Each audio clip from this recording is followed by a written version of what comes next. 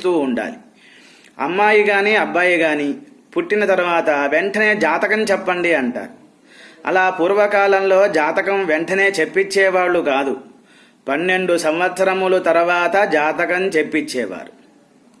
ఎందుకని అనగా 1వ సంవత్సరం నుంచి 4వ సంవత్సరం వరకు ఒక భాగం పెట్టుకోండి, 4 దాటిన తర్వాత 8 సంవత్సరాల వరకు ఒక భాగం పెట్టుకోండి, 8 దాటిన తర్వాత 12 లోపు ఒక భాగం పెట్టుకోండి.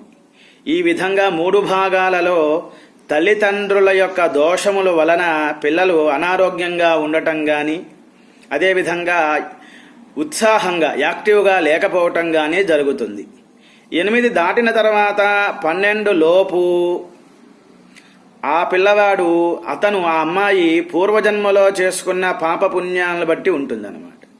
కనుక 12 సంవత్సరాల పాటు జాతకం చూడకూడదు.